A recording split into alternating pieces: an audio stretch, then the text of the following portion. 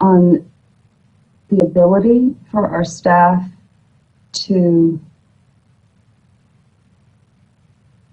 service the numbers of people that are coming, because it's not that we don't have the beds and the equipment, but we need a certain amount of staff to be able to supply certain types of care. As the Delta variant passes from person to person, it's much, much more aggressive, and it means that we need to be more vigilant about our hygiene practices that we know have worked in the past. Wearing a mask, washing your hands, watching your distance, and staying home when you're sick. So I make a plea to those who are vaccinated in our community, and I want you to know that we all recognize that when we went to get vaccinated, we thought of our loved ones, and we wore a mask until a vaccine was available, but we need to do it again. For those that are fully vaccinated, we need you to wear a mask to protect others. It's possible for you to be asymptomatic and pass this virus that's in your system on to somebody who's unvaccinated or high risk, or a child who's not been vaccinated. We know that this virus grows and mutates in unvaccinated individuals, and while we imagine that an unvaccinated person may be an adult, we also see that we're seeing more pediatric cases, and we're seeing it in children that are younger than 12. And most recently, we're also seeing that children are able to transmit to adults. The vaccine still is very effective at keeping you out of the hospital and out of the ICU. And while the vaccine doesn't make you invincible from the COVID-19 variants, including Delta, getting vaccinated is your best possible defense and significantly reduces your chance of getting extremely sick, being hospitalized, or dying. While you may not need medical care for COVID-19, you may need it for an emergency. And for that, we want to make sure that the hospitals have room should you or a loved one need it. And this is why we are asking you to step up again and decrease the number of cases in our community by taking actions to stop the spread. For unvaccinated populations in our community, and we understand that you have heard stories of patients who asked for the vaccine in the ICU, and at that point it's too late to get the vaccine because people are already sick. But we don't want you to be that person that has to choose a ventilator instead of a vaccine. If you're hesitant and have questions or concerns, don't take them to social media. Talk to your doctor, or call the health department, or visit reputable medical sites for information. But most of all, our ICU patients are unvaccinated, and we are recommending that you stay home and avoid gatherings and travel, dining and shopping, and instead choose curbside or delivery options. And if you must go out, wear a mask when conducting essential activities. Our businesses are at the core of the success that we've seen in our past surges, and we need your help too. And in recent days, when I've spoken to business leaders, they are up for the challenge once again. We know that there have been struggles in many businesses, and we know that many of these businesses are just getting back on their feet, and we want to keep our business community open and thriving. We are asking that our business leaders require masks of their employees and customers and take action to ensure safe distancing and spacing in business facilities, and to shift back to contactless maskless and curbside service when possible. For additional resources on measures that businesses can take, please go to www.atxrecovers.com. And now to our children. Children under the age of 12 and those with medical conditions are the ones we need to protect by wearing our mask around them. And we need to get vaccinated to protect them. And we need to have as many as who are eligible above the age of 12 and above to be vaccinated. The vaccine for children under 12 is on the way, and we just need to hang on until it arrives. As we enter the school year, we know everyone has concerns. We know masks work. We know this because they worked last school year to keep infection rates in Austin much lower than the community at large. With the first day of school right around the corner, it's crucially important that students wear a mask at school, especially in an elementary school where children are not yet eligible for COVID vaccinations. And this is in accordance and aligned with the CDC guidance and the American Academy of Pediatrics. Every parent, especially a parent of a school-age child, has the right to insist that their child wear a mask at school.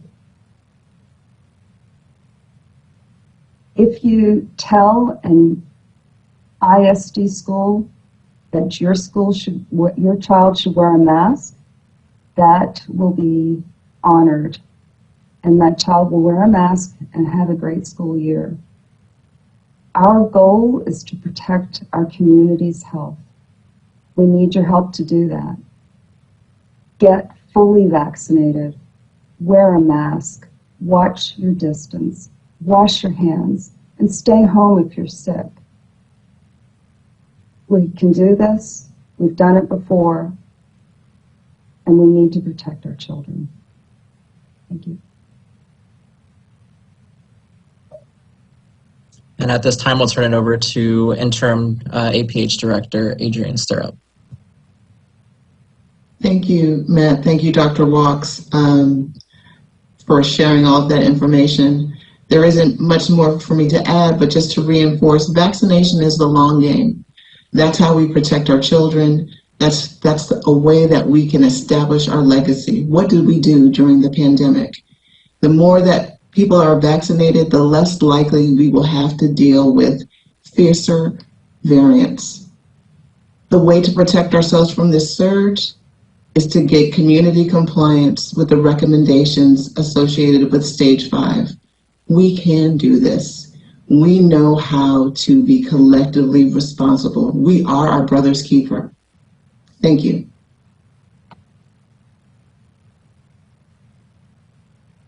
And just to kind of wrap in a few items that I think are important, vaccine availability is in abundant supply. We've got vaccine in lots of different locations. Austin Public Health has a lot of vaccine available. We also have our Travis County Collaborative, and they are providing a lot of vaccine across the community. We also have mobile operations. If you are unable to leave your home, or you know someone who has limitations on getting to a vaccine site, we have vaccine available. In addition to that, there are many, many providers. So if you're in HEB, if you're in a pharmacy, they've got vaccine. It's an opportunity to get a vaccine. If you're doing your normal shopping, take that vaccine. Unfortunately, because of this surge, we've also had to mobilize testing again. We're seeing lots of needs for testing, and so Austin Public Health has stood up 2 different testing sites. We also have mobile testing, and so if you are feeling ill and you need to, you're considering getting tested, we have those options available for you. Please go ahead and get tested. We do want to advise, if you are sick or you feel like you've been exposed to COVID, it's important that you think about protecting all of the others around you and you stay home and you follow those protective measures until you get the confirmatory whether or not the test was negative or positive, and then you follow the appropriate next steps to protect yourself and others. As Adrian said, Director Stirrup said, and Dr. Walk said, we can get through this. The vaccine is our way out, and this is an important time for us to really think about how we would protect ourselves, protect our family, our children, our mothers, our fathers, our grandparents, and the rest of our community. And with that, I'll open us up for questions.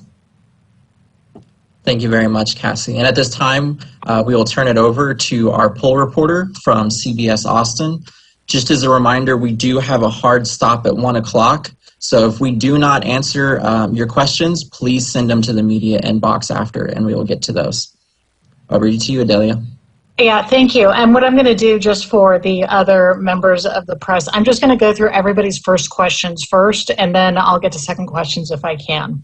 So let's start with Molly Oak with KView. Her question is, current projections show that ICU patients in our area will spike to nearly 300 by the end of the month. How many staffed ICU beds does our area have? Do we have enough beds to handle that potential surge but not enough staff?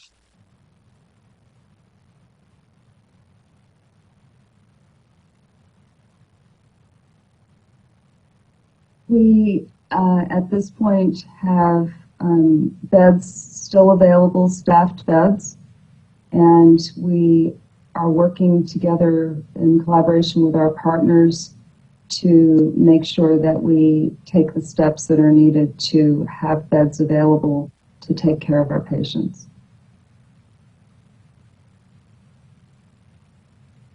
All right, next question, Alejandro Martinez Cabrera from KUT. Are you preparing alternate care sites or any other measures given the possibility of hospitals and ICUs reaching capacity? What level of care can people with non-COVID medical emergencies expect if hospitals and ICUs become saturated? And I guess my addition to that is basically, are we looking at a field hospital at the convention center earlier in the pandemic?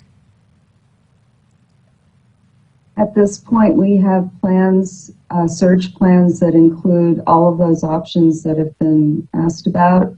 And as the situation evolves, we will pull the plan that's appropriate to be a solution for that situation.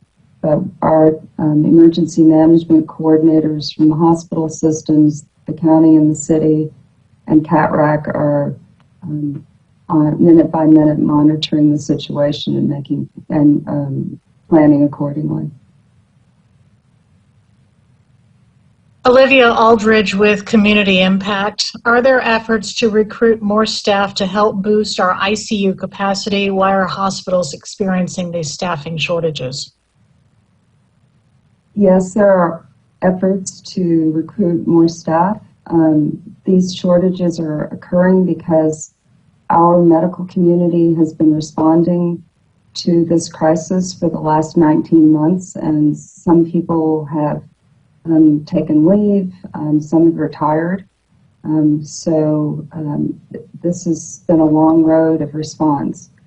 And we are putting a call out to our medical society members who are retirees and asking them to step up to help in this situation. And once again, we are having a lot of people heeding that call to come and help. So I'm confident that we as a community will get through this, but it's really important that our community does its part to be vaccinated and to wear masks and to take measures that will decrease the number of cases that are happening each day. We know that if we do those things, we can flatten this curve and we can get to the other side of it. Nadia Chaudhary of Eder Austin. Would the city attempt to pass a vaccination requirement for indoor dining / activities a la New York?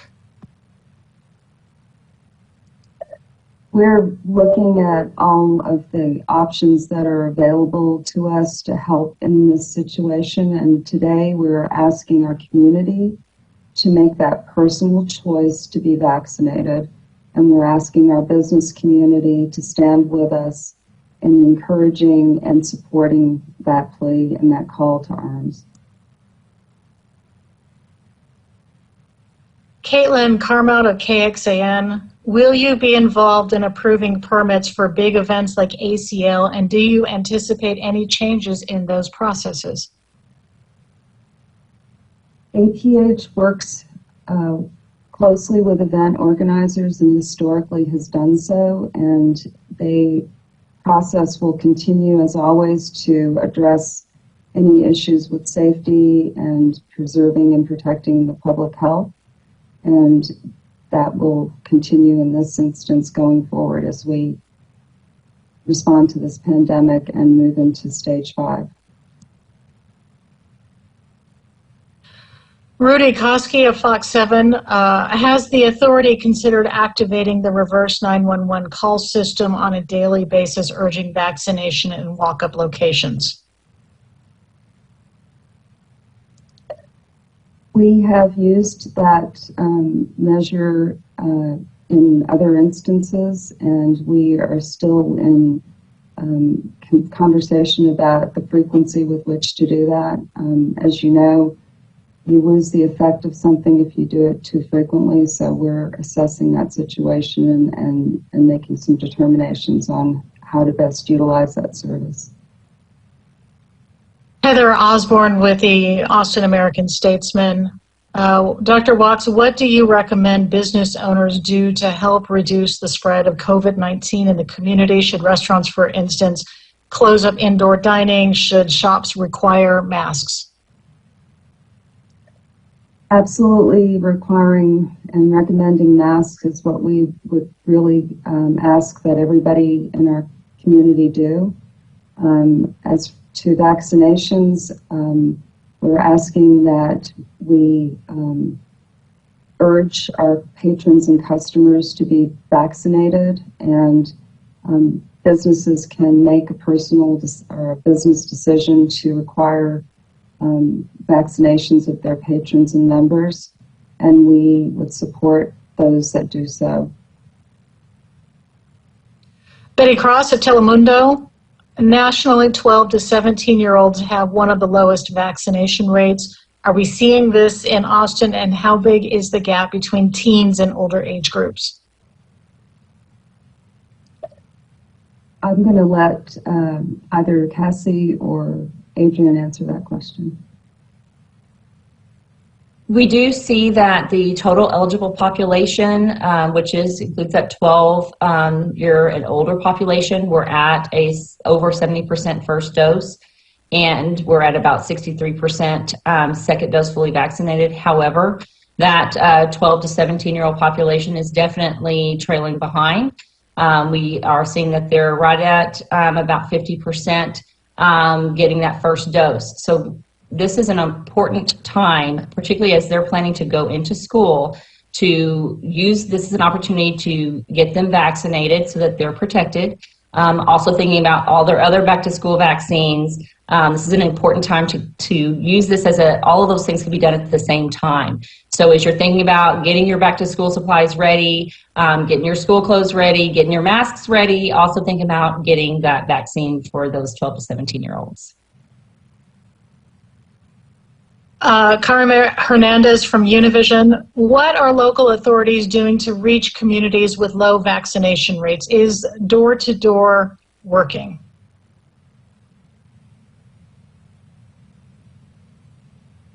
We had the opportunity to be in a conversation this morning with the vaccine coordinator for the White House.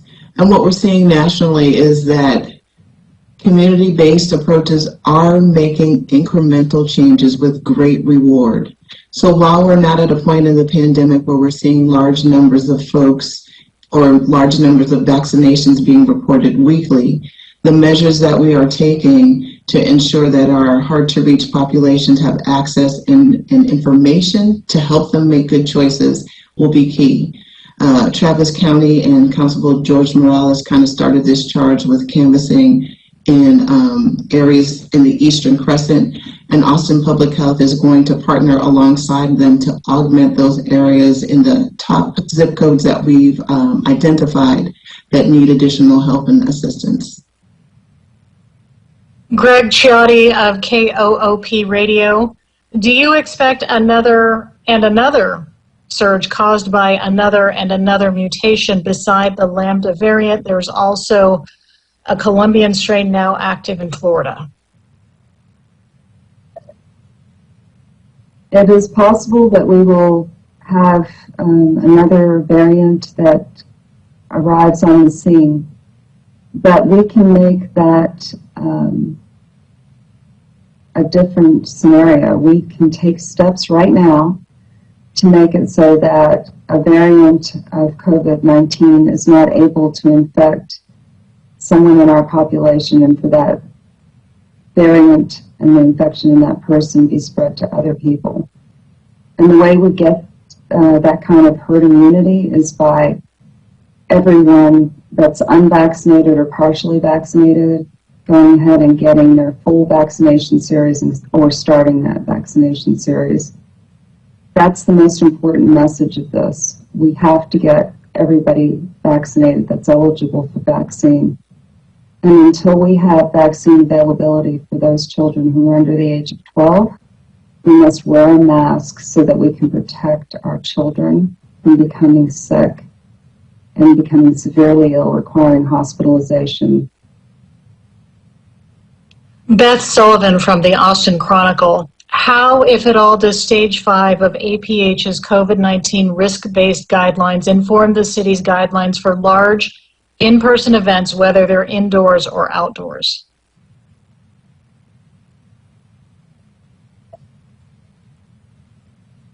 The guidance that we're providing is essentially using what we know is going to be effective at combating the spread between people.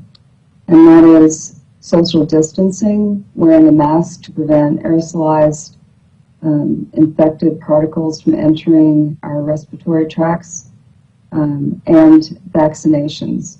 And our risk-based guidance takes into account what the risk is based upon the level of community transmission at any given stage and what is assumed as the density or the proximity that people have with one another based upon whether they're vaccinated, unvaccinated, or partially vaccinated, or high risk in either of those categories.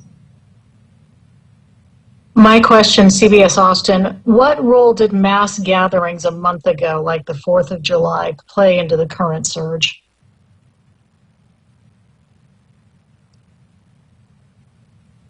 At this point, we're still evaluating the data.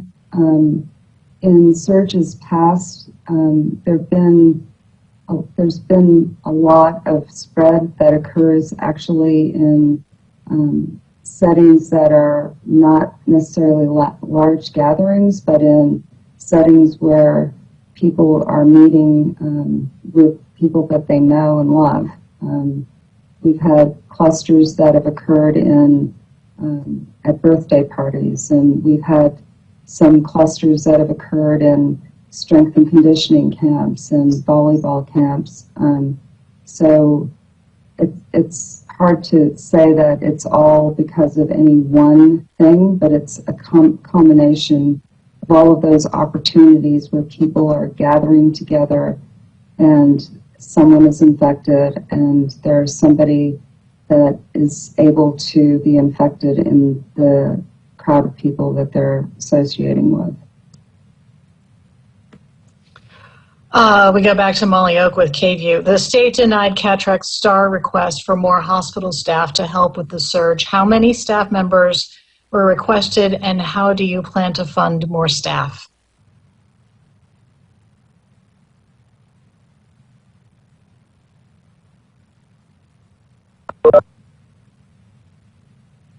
That is an ever-evolving conversation.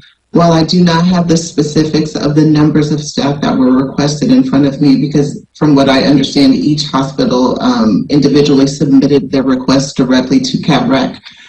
What I can say that it is of the top of mind of Dr. Walks, myself, and the leaders of the city to figure out how we can support our hospitals, whether it be looking into ways to use the FEMA reimbursement process or availing the hospital partners to special contracted rates to make it more affordable for them. So right now we're looking at a variety of options to help support their needs.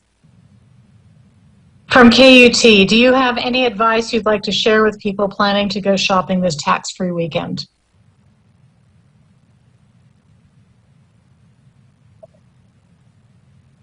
Go ahead.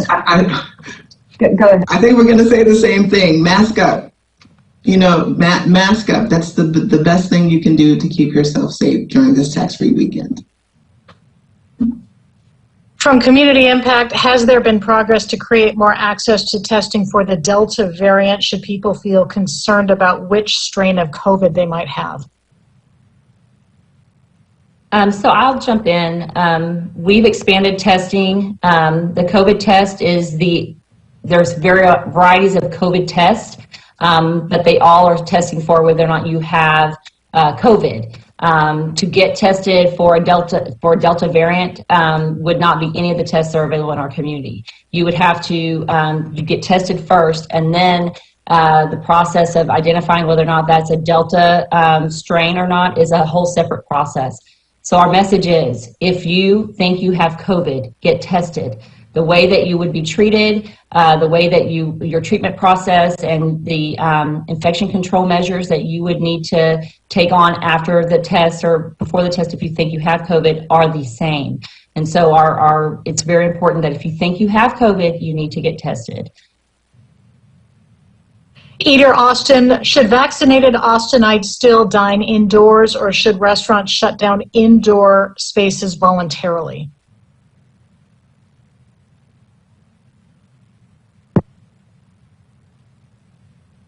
Vaccinated Austinites should consider their risk and assess where they're going to be in the indoor setting.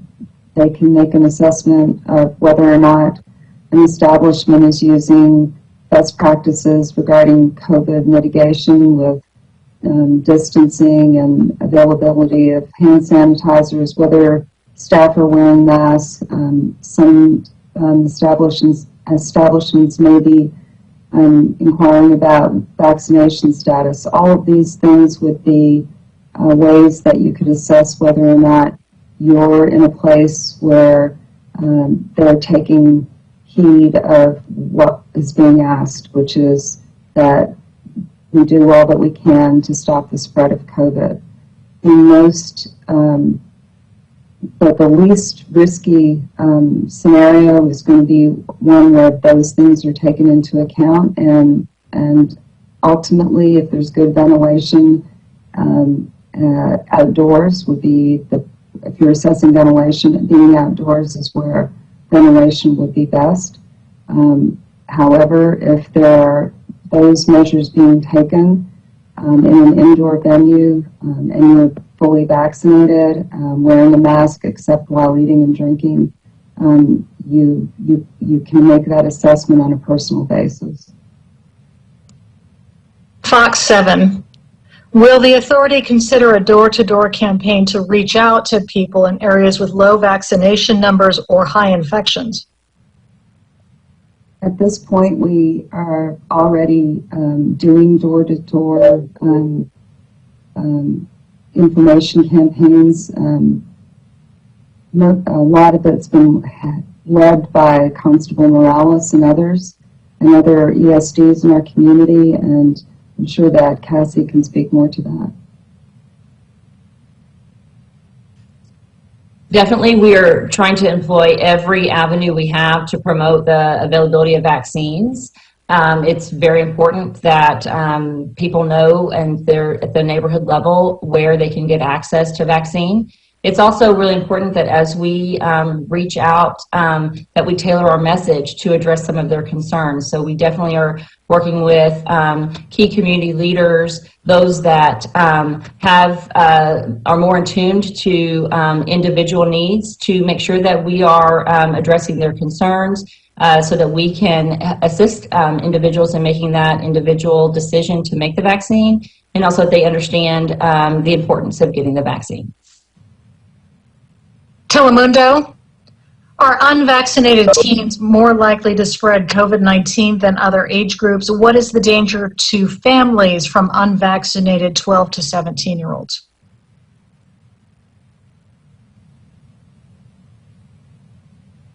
If an individual is not practicing those things that mitigate spread, social distancing, mask wearing, hand washing, and avoiding crowds, staying home when they're sick, that's going to be what is causing more spread. And we've seen that in our adolescent population, that when we go back and do case investigations, more often than not, we're not identifying a place in class setting where there's been transmission between students. It's usually off campus, extracurricular, because the schools have done a good job of trying to enforce that and those measures. So having said that, if they are going to be a part of the solution in this effort, it's going to be really key for us to engage them as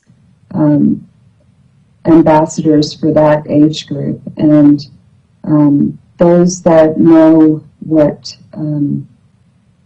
their part is, those adolescents, teenagers that are leaders in their groups in their schools, I think can be a really important part of us getting the message out, and they can model and be examples for other people in their age group.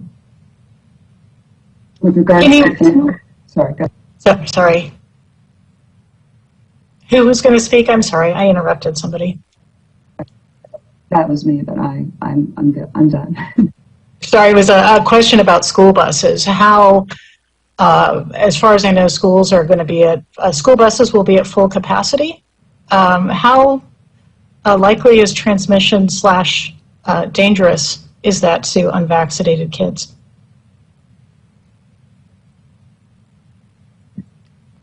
We know that transmission is increased with proximity between individuals and in situations where ventilation is not as good. So there are guidances that have been posted by the CDC and that are being followed by our school districts. There will be masks required on buses, and windows will be cracked to improve ventilation, and spacing will be made between the riders on the bus to help mitigate spread in buses that our children are using to get to and from school. What are APH's plans, new ideas, potential to meet the coming challenges without the power of mandates?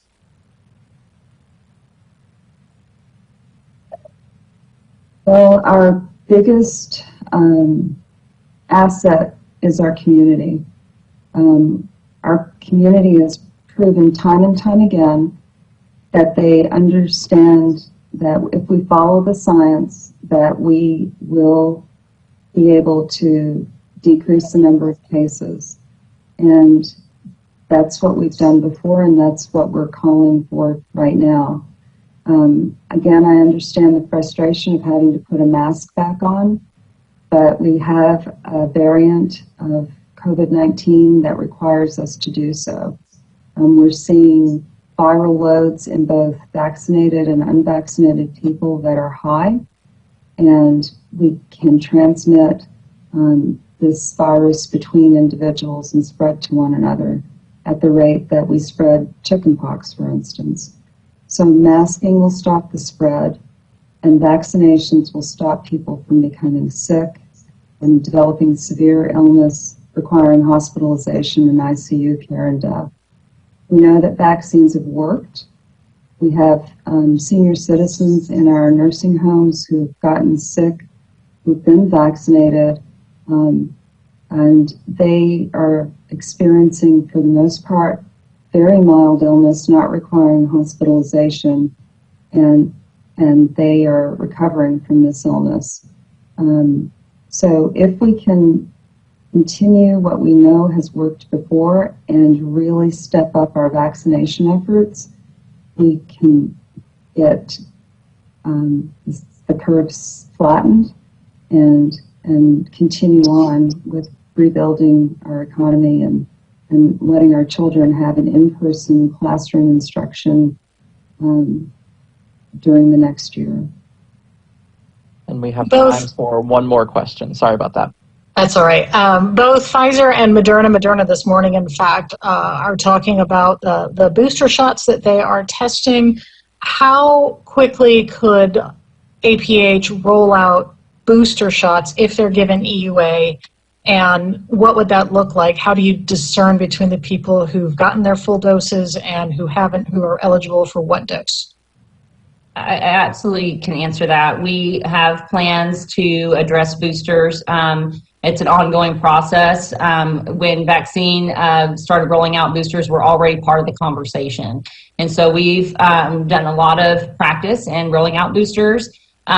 We have ways of considering if an individual is eligible for a booster or not, because we would have access to their vaccine record and we can verify which vaccine they had. And based on the recommendations from CDC, we'd be able to follow whatever those recommendations are. At this point, from the booster guidance, we don't have yet whether or not if you received Moderna, if you could get the Pfizer booster, or whether or not you received Pfizer, if you could get the Moderna booster. So we just don't have that guidance yet, but when that comes around and then the booster recommendations come out, we would be applying that to our clinical operations.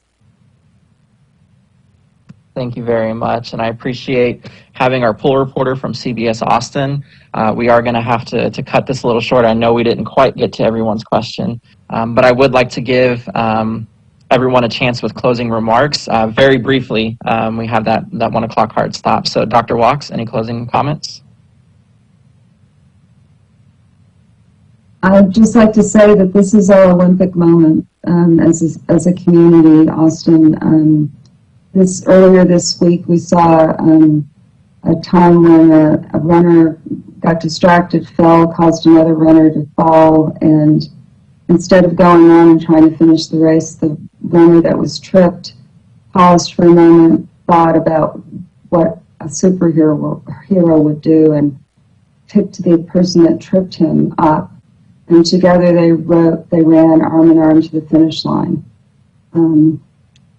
We have to do this. We have to pick each other up, get vaccinated, and work together so that our businesses can thrive, the music can play, and our children can play and go to school in person safely. Thank you.